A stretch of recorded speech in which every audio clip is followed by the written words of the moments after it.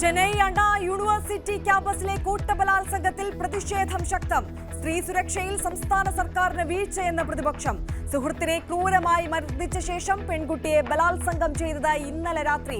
അക്രമികളിൽ ഒരാൾ അറസ്റ്റിൽ.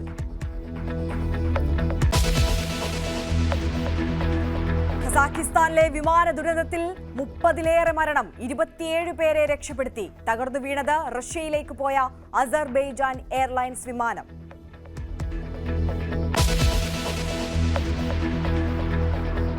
കണ്ണൂർ പയ്യാമ്പലത്ത് റിസോർട്ടിന് തീയിട്ട ശേഷം ജീവനക്കാരൻ ആത്മഹത്യ ചെയ്തു. സംഭവം പയ്യാമ്പലത്തെ ബാനൂസ് ബീച്ച് എൻക്ലേവിൽ. കണ്ണൂർ പോലീസ് അന്വേഷണം തുടങ്ങി.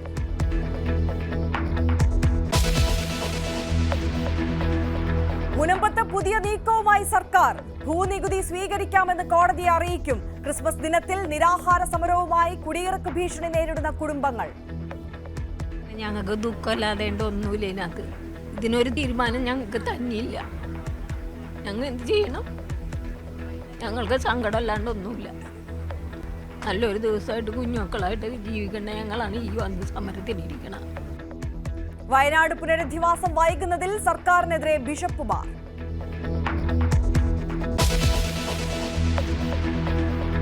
വർക്കലയിൽ ലഹരി മാഫിയയെക്കുറിച്ച് പോലീസിന് വിവരം നൽകിയ വയോധികനെ വെട്ടിക്കൊന്നു.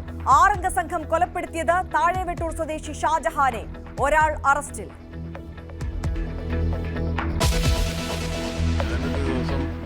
മറിഞ്ഞു വീണപ്പോൾ എൻ്റെ 4 വശവും വളഞ്ഞു.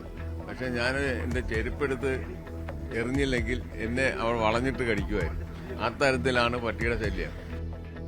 വയോധികയെ തെരുവുനായ കടിച്ചുകൊന്ന ആലപ്പുഴ വലിയഴീക്കലിൽ ജനരോഷം. തെരുവുനായ ശല്യത്തെക്കുറിച്ച് പലതവണ പരാതിപ്പെട്ടിട്ടും അധികാരികൾ അനങ്ങിയില്ലെന്ന ആക്ഷേപം. മരിച്ച കാർത്യായനി അമ്മയുടെ സംസ്കാരം ഇന്ന്.